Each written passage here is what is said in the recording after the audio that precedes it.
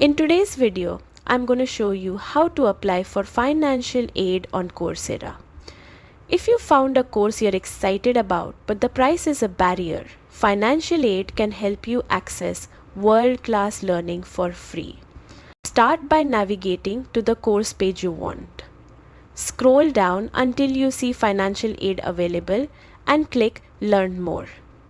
Take a moment to read the details so you understand how the aid works and what's expected. Next, click Continue to Application to open the financial aid form. You will need to answer questions about why you need aid and how the course will help you reach your goals.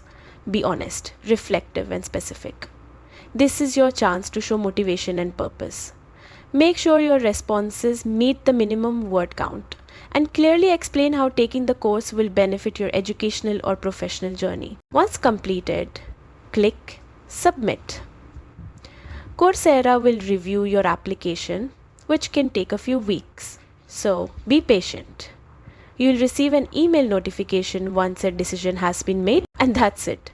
By carefully completing the financial aid form, you can gain access to valuable courses without worrying about the cost, helping you continue your learning journey with Coursera.